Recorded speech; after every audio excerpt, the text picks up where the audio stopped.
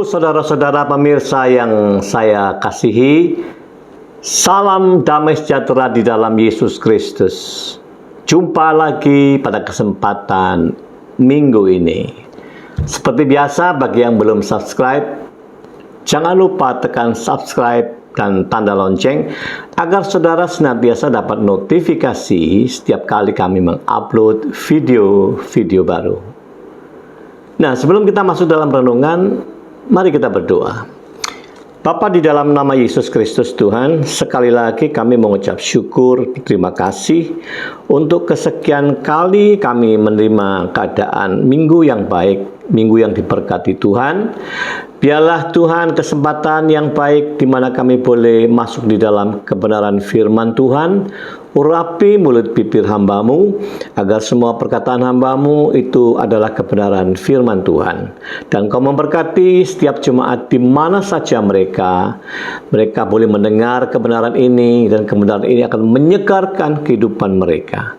Terima kasih Bapa, di dalam nama Yesus kami siap menerima firman Tuhan. Haleluya. Amin. Nah, saudara, renungan kita hari ini kita sedikit membutuhkan konsentrasi, ya. Kita mau bicara tentang hidup yang sehat. Ya. Ternyata hidup sehat kita tidak hanya bicara tentang fisik, ya, tetapi lebih dari itu. Mari kita melihat apa kerinduan Tuhan tentang keadaan terhadap kita manusia ini. Yang pertama kita mau baca di dalam 1 Tesalonika 3 ayat 13. Kiranya Dia menguatkan hatimu supaya tak bercacat dan kudus di hadapan Allah dan Bapa kita pada waktu kedatangan Yesus Tuhan kita dengan semua orang kudusnya. Perhatikan, kerinduan Tuhan adalah saudara dan saya tak bercacat dan kudus pada waktu kedatangan Tuhan nanti, ya. Tak bercacat dan kudus. Lalu kita sambung 1 Tesalonika 5 ayat 23. Semoga Allah damai sejahtera menguduskan kamu seluruhnya, dan semoga itu kan sama dengan mudah-mudahan, ya, berharap gitu, ya. Semoga roh, jiwa, dan tubuhmu terpelihara sempurna dengan tak bercacat pada kedatangan Yesus Kristus Tuhan kita.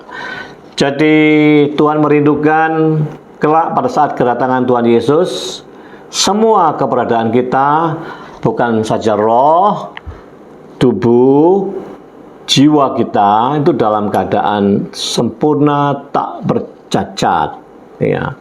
Artinya untuk semuanya itu menjadi baik, maka harus terpelihara. Terpelihara berarti harus ada sesuatu yang seimbang, ya. Nah, saudara, saya ajak mari kita membuka, ya, 1, 2, 3 ayat, ya. Yang pertama 1 Korintus 6 ayat 20. Sebab kamu telah dibeli, harganya telah lunas dibayar. Karena itu muliakanlah Allah dengan tubuhmu. Kau garis bawahi kata tubuhmu. Ya, lalu lanjut Roma 12 ayat 1. Karena itu saudara-saudara, demi kemurahan Allah aku menasihatkan kamu supaya kamu mempersembahkan tubuhmu sebagai persembahan yang hidup. Kau garis bawahi tubuh dan kata hidup. Ya, tubuhmu sebagai persembahan yang hidup, bukan yang mati, hidup. Nah, lalu satu ayat lagi, Yohanes 10 ayat 10. Pencuri datang hanya untuk mencuri, membunuh, dan membinasakan. Aku datang supaya mereka mempunyai hidup. Garis bawah hidup. Aku datang supaya mempunyai hidup dan mempunyainya dalam segala kelimpahan. Hidup dan kelimpahan. Ya, ayat ini seringkali juga sedikit diplesetkan mengenai kata hidup dan berkelimpahan ini. Tapi oke lah, itu nanti kita bicara pada tema yang berbeda, ya. Lalu saudara perhatikan kata hidup, tubuh, persembahan yang hidup. Nah, ya, hidup itu kalau saudara lihat di dalam Alkitab bahasa Indonesia, yaitu terjemahnya selalu ya kata hidup, hanya hidup satu, ya. Lalu kalau dalam bahasa Inggris itu life, ya, life, ya, gitu. Nah, padahal kalau kita lebih teliti masuk di dalam bahasa Yunani, hidup itu paling tidak ada 3 kehidupan, ya. Kehidupan yang pertama itu dikatakan bios. Bios itu kehidupan biologi manusia ini, kehidupan biologis manusia, kehidupan jasmani ini, ya, itu bios. Makanya muncul kata biologi, ya. Lalu muncul kata bioskop, gambar hidup, bioskop. Lalu kehidupan yang kedua itu ditulis kata hidup di situ adalah zuke, P-S-U-C-H-E, zuke. Zuke itu kehidupan jiwa, pikiran, perasaan, dan kehendak manusia, itulah jiwa, zuke. Muncullah kata psikologi, ya, dari kata zuke. Lalu yang ketiga juga hidup, kehidupan, yaitu zoe.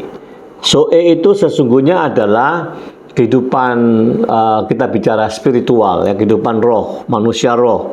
Sesungguhnya kita bicara tentang kehidupan yang sesungguhnya, itu zoe, kehidupan yang kekal. Manusia tidak bisa hidup zoe ini kalau dia tidak punya keintiman, kedekatan dengan kebenaran firman Tuhan, ya. Sebab zoe ini bicara kerohanian, bicara hidup yang kekal. Persis sebagaimana Tuhan waktu menciptakan Adam yang pertama, Tuhan rindu kehidupan itu kehidupan yang sesungguhnya, ya. Oleh sebab itulah di hari-hari ini manusia ini kan sudah menyimpang jauh. Tuhan ingin merestorasi, ingin mengembalikan manusia itu sesuai rancangan semula, ya. Mari kita memahami 3 perkara ini: kehidupan biologis, bios, kehidupan jiwa, zuke, dan kehidupan manusia roh, hidup kekal, hidup yang sesungguhnya, zoe, ya. Nah, ini ada di mana? Ada di beberapa ayat firman Tuhan. Saudara bisa perhatikan, ya. Lukas 8 ayat 14. Mereka terhimpit oleh kekhawatiran dan kekayaan dan kenikmatan hidup, sehingga mereka tidak menghasilkan buah. Ini kata hidup di sini. Itu hidup bicara yang mana? Hidup di sini bicara hidup biologis, bios, yaitu kehidupan jasmani, gitu, ya. Lalu yang kedua, Matius 16 ayat 25. Karena barang siapa mau menyelamatkan nyawanya, ini kalau di dalam bahasa Inggrisnya nyawanya di sini itu bicara life, ya. Siapa ingin menyelamatkan nyawanya, ia akan kehilangan nyawanya. Tapi barang siapa kehilangan nyawanya karena aku, ia akan memperolehnya. Nah, nyawa di sini kalau bahasa Inggrisnya itu life di sini itu bicara zuke, kehidupan jiwa, pikiran, perasaan, dan kemauan, ya. Itu zuke. Lalu satu lagi, Yohanes 1 ayat 4. Di dalam dia ada hidup, dan hidup itu adalah terang manusia. Nah, hidup di sini bukan bios, bukan zuke, tapi hidup di sini adalah zoe, ya, zoe, kehidupan yang sesungguhnya, kehidupan kekal, kehidupan manusia roh ini, ya. Yohanes 10 ayat 10 sama itu. Pencuri datang hanya untuk mencuri, membunuh, dan membinasakan. Aku datang supaya mereka mempunyai hidup. Nah, yang tadi kita baca hidup di sini zoe, gitu, ya, hidup kekal. Jadi tidak bisa diplesetkan ini hidup bios. Makanya hidup dan mempunyai segala kelimpahan ini kan menyatu, kata kelimpahan dengan hidup ini. Ini zoe. Kelimpahannya ini kelimpahan bukan materi. Kalau ini bios, maka ini bicara materi. Ini bukan, ya. Sama sekali tidak menyinggung tentang materi, tentang duit, tentang uang, tidak, ya. Ini tentang manusia, kehidupan zoe yang sesungguhnya, manusia roh, hidupan kekal, gitu. Sehingga berkelimpahan ini tidak bicara tentang kuantitas tapi kualitas, ya. Kehidupan yang sudah berubah, yang mencerminkan kehidupan manusia baru dengan segala sesuatunya yang baru. Nah, kita lihat, saudara, Anda lihat di slide ini, itu bios, tubuh. Nah, tubuh ini harus terpelihara. Supaya baik, maka harus terpelihara.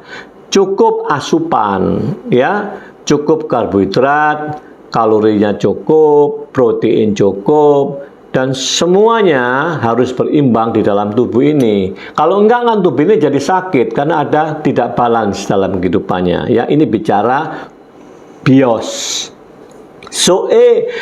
Bios berbeda kan? Nah, sekarang kehidupan yang kedua, zuke, kehidupan jiwa. Anda lihat di gambar ini ya, jiwa. Nah, jiwa itu di mana? Pikiran, perasaan, kehendak itu ada di otak manusia, ya. Ini yang sering disebut bahwa medan pertempuran manusia itu ada di pikiran, ada di otaknya, ya, di pikiran. Itu jiwa, kita bicara jiwa ini. Nah, jiwa ini bagaimana supaya baik, terpelihara? Jiwa ini tentu juga harus ada asupan yang masuk. Jiwa ini tergantung, asupannya bagaimana? Asupannya apa? Paling tidak ada 3 asupan bagi jiwa. 1, jiwa yang terisi oleh hikmat dunia, yaitu kepandaian manusia, akal budi manusia. Hikmat yang kedua, hikmat iblis. Tergantung manusia ini mana yang mendominasi. 3, hikmat Allah. Gitu kan? Nah, bagaimana kita mengerti tentang hikmat Allah, bagaimana suara Allah, suara iblis, suara manusia, kita akan bicara next pada saat kita membahas tentang bagaimana mendengar suara Tuhan, ya. Nah, ini jiwa ini tergantung siapa yang mendominasi, asupannya apa, suara siapa yang mendominasi. Gitu, ya. Ini bicara kehidupan zuke. Lalu kita masuk juga kehidupan zoe, kehidupan manusia yang sesungguhnya, hidup kekal. Bicara manusia rohani, bicara kerohanian. Ya. Tentu orang percaya itu beda. Ini iman Kristen, ya, orang percaya Yesus, beda dengan orang-orang yang lainnya yang di luar Kristus, di luar Kristen. Orang yang percaya Yesus itu manusia rohnya itu ada yang menyertainya, yaitu Roh Kudus. Semua orang yang percaya Yesus itu ada Roh Kudus yang menyertainya sampai akhir hidup, ya. Nah, lalu di dalam manusia roh itu juga terletak itu tempat Tuhan bicara yang disebut hati nurani, ya. Itulah tempat yang murni di mana Tuhan berbicara kepada kita. Nah, ini bicara roh, ya, bicara zoe, manusia roh ini. Nah, saudara, ini ketiga hal ini saling terkait, saling mengait satu dengan yang lain. Saudara perhatikan gambar yang berikut ini, ya, 3 bagian, bios, zuke, dan zoe. Nah, tubuh, apa yang kau lihat, kau dengar. Bisa mempengaruhi jiwa? Bisa. Tapi sebaiknya jiwa yang kuat, yang sehat, ya tergantung tadi, ya, asupannya apa. Dia akan mengatur apa yang kau lihat, apa yang kau dengar. Nah, dia punya saringan yang kuat. Ini kan saling terkait. Lalu jiwa dengan roh sangat terkait, sangat sekali terkait. Pengaruhnya sangat besar. Ya, saudara perhatikan.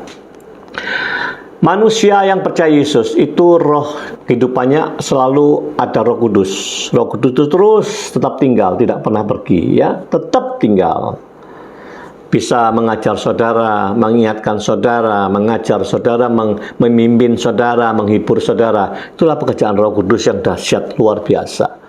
Ya. Nah, manusia yang intim, rohnya bergaul intim dengan Roh Kudus, ya. Ini pengaruhnya besar sekali terhadap apa? Hati nurani orang ini disebut dia punya hati nurani yang murni.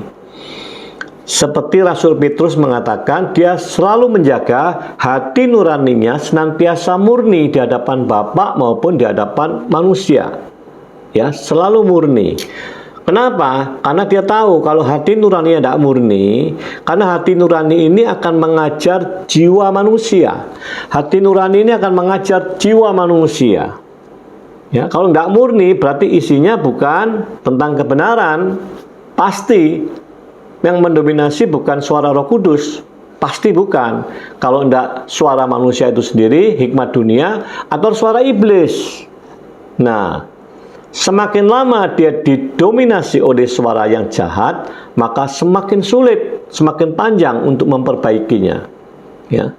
Demikian juga kalau dia terlalu kuat, hanya didominasi asupan ini oleh kekuatan kepandaian akal budi manusia saja, maka sulit sekali dia untuk ditarik, ya, masuk di dalam keadaan yang berbeda supaya dikuasai oleh Roh Kudus. Ini juga membutuhkan waktu proses ini. Ya. Nah, jadi sekali lagi, jiwa itu sangat tergantung dari suara apa yang mendominasi kehidupan dia. Mari kita lihat ayatnya bahwa hati nurani ini yang mengajar jiwa manusia. Ini ada di Mazmur 16 ayat 7. Demikian bunyinya. Aku memuji Tuhan yang telah memberi nasihat kepadaku. Ya, pada waktu malam, hati nurani mengajari aku. Ya, mengajari siapa? Ya, mengajari jiwanya, mengajari apa yang ada di pikiran, perasaan, kehendaknya. Jadi, hati nurani murni akan mengajari jiwaku. Kalau hati nurani tidak murni, maka yang mengajari jiwanya adalah apa? Ya, mengandalkan suara manusia, mengandalkan kepandaian manusia, mengandalkan suara iblis. Ya, karena nggak ada suara kebenaran itu, dia tidak pernah intim dengan Roh Kudus. Paham sampai sini, saudara ya? Jadi Mazmur ini memberi penjelasan bahwa hati nurani, ingat, hati nurani ini mengajar jiwa manusia. Disinilah Paulus itu paham, dia berhati-hati menjaga hati nuraninya supaya tetap murni, ya. Tidak ada suara iblis, tidak ada suara akal budi saja, tapi didominasi oleh suara Roh Kudus. Ya, itu Paulus mengerti sekali dia keadaan ini. Nah, saudara, mari kita memperhatikan. Saudara dan saya ini kan manusia yang pertama, kita ini sejak percaya Yesus, engkau dibenarkan, engkau sekaligus dikuduskan. Tapi juga sejak percaya Yesus itu sesungguhnya ada kemuliaan Tuhan di dalam hidup saudara, gitu ya. Kalau kita dibenarkan itu gift, anugerah, kita nggak bisa apa-apa, hanya pemberian kemurahan Tuhan, dibenarkan. Walaupun tidak benar kita, tapi dibenarkan. Ya, hebat kan Yesus ya. Nah, setelah itu dikuduskan. Kuduskan ini masih berjalan sepanjang saudara dan saya ini hidup. Kudus ini harus dimanifestasikan sepanjang kehidupan kita, dari hari ke hari, dari bulan ke bulan, tahun ke tahun, terus dimanifestasikan dalam praktek hidup. Ya. Sepanjang kita mempraktekkan ini harus mencerminkan kemuliaan Tuhan. Kemuliaan Tuhan itu apa? Kemuliaan Tuhan itu kebesaran Tuhan, keagungan Tuhan, keindahan roh Tuhan itu ada dalam hidup saudara dan saya. Tercermin setiap hari, itulah membawa kekudusan. Ya, tercermin ada kemuliaan Tuhan. Nah, sampai kapan? Sampai saudara dan saya mati. Sampai di garis finish. Nah, kalau kita bicara Zoe, mari kita lihat gambar ini ya. Zoe itu adalah roh saudara bergaul intim dengan Roh Kudus, dan di situ ada hati nurani yang murni. Inilah yang akan menghidupi, mempengaruhi jiwa saudara, dan jiwa akan mengatur bios manusia tubuh saudara. Ya, maka tubuh ini hanya ikut saja. Nah, tapi saudara punya benteng yang kuat. Hati-hati ya. Kalau saudara ini hati nuraninya tidak murni, atau saudara menolak hati nurani yang murni, itu firman juga katakan, orang yang menolak hati nurani yang murni, maka kandaslah imannya. Nah, perhatikan ya, siapa yang menolak hati nurani yang murni, artinya apa? Artinya dia menolak keintiman dengan Roh Kudus, maka iman dia akan kandas. Imannya kandas sekali lagi. Jadi ada keterkaitan ini. Hati nurani murni dengan iman sangat terkait. Ya. Kalau imannya kandas, maka jiwanya dia juga akan sangat goyah, ya, sangat goyah. Nah, disinilah kita ini membutuhkan keberimbangan. Bios harus ada asupan yang sehat. Kehidupan jiwa, zuke, juga harus ada asupan yang sehat. Demikian juga manusia roh. Manusia roh harus intim dengan Roh Kudus, harus penuh dengan firman Tuhan. Ya, karena firman ini untuk kehidupan manusia roh saudara dan saya. Ya. Jadi masing-masing memang harus ada asupan berimbang supaya sehat, terpelihara sehat. Nah, namun mana yang priority, yang utama? Zoe. Nah, Zoe ini sebab bersentuhan dengan kehidupan kekal. Hidup yang kekal itu apa? Yohanes 17 ayat 3 mengatakan, apa hidup kekal itu? Hidup kekal itu adalah mereka mengenal Engkau satu-satunya Allah yang benar dan mengenal Yesus Kristus yang telah mengutus Engkau. Jadi hidup kekal itu, maaf saudara ya, hidup kekal itu saudara mengenal Yesus Kristus. Kalau dari kalimat ini udah kelihatan, jadi kapan? Sejak engkau percaya Yesus, engkau itu hidup kekal sudah kau peroleh, hak mulai mendapat hidup kekal itu di bumi ini sampai nanti di dalam kehidupan dimensi yang berbeda, tapi startnya di bumi. Karena itu dikatakan sekali lagi hidup kekal adalah mengenal Yesus Kristus. Nah, kalau bicara mengenal, mari kita mempelajari ya. Saudara akan mengenal, akan kenal kalau saudara dekat, kalau saling bersentuhan dekat setiap hari ya, terus engkau akan mengenal. Kepada siapa saja, kepada orang tua, kepada saudara, kepada rekan, sahabat, kepada pemimpin saudara, kepada suami istri. Kalau terus kumpul, dekat, intim, bersekutu, bercengkrama, maka kita akan mengenal dia. Mengenal itu akan tahu apa maunya, apa kerinduannya, apa keinginannya, ya. Dan orang kalau udah mengenal Tuhan, maka dia akan mengerti yang dimaui Tuhan itu apa. Ya, inilah mengenal. Saudara bicara kata mengenal, maka untuk mendapatkan hikmat Tuhan, kita harus kenal Tuhan. Ya, harus kenal Tuhan. Tapi Tuhan juga ingin kenal kita. Firman katakan, orang yang mencintai Tuhan, maka Tuhan akan mengenal dia. Orang yang cinta Tuhan, engkau dikenal oleh Tuhan. Gitu. Ya. Nah, sekarang saya ingat kata mengenal ini. Supaya apa? Supaya ini tidak tertipu kita ini.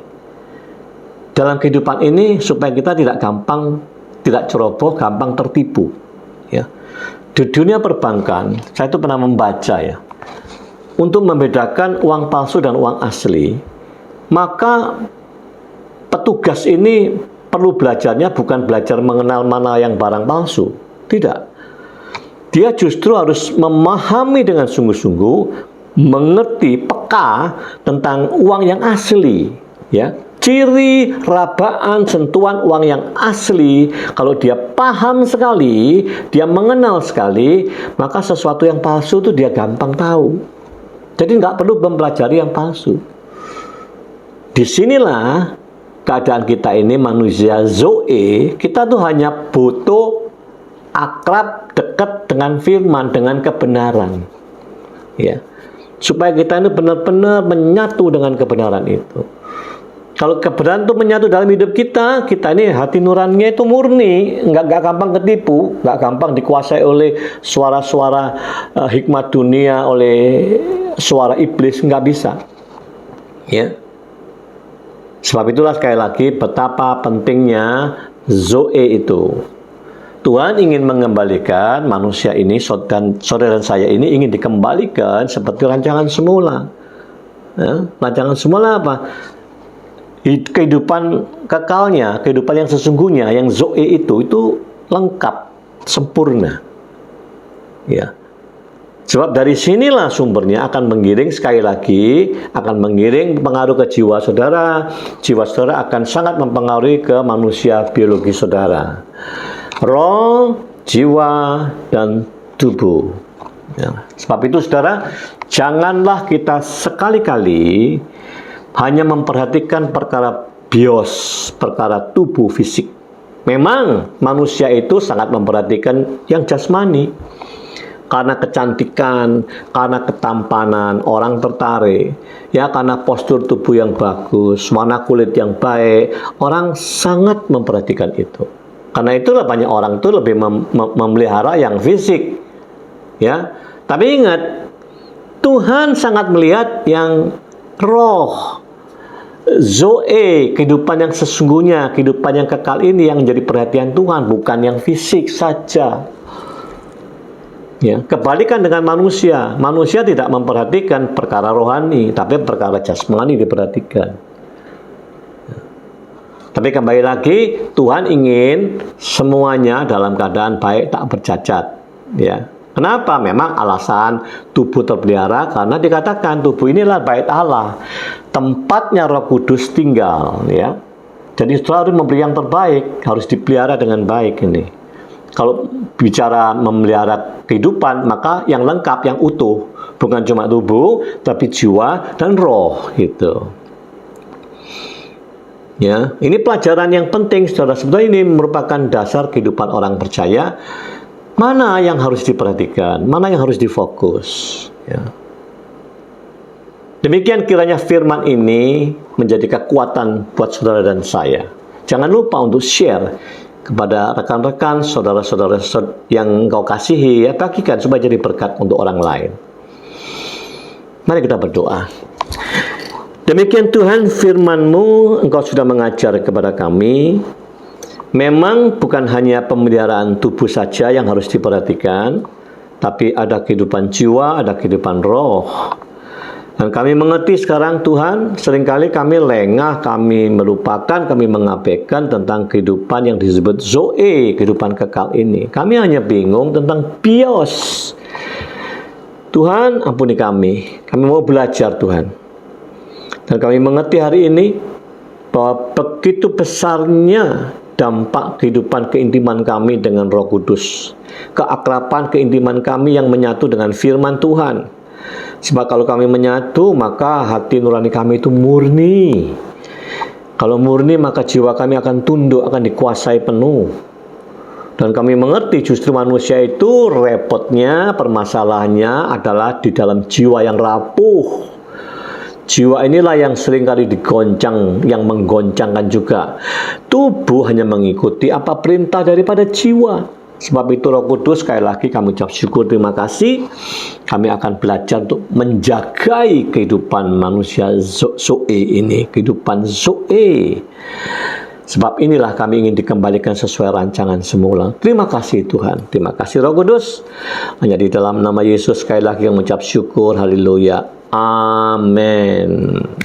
Demikian saudara, kita akan bertemu kembali minggu depan di dalam tema yang berbeda. Tuhan memberkati.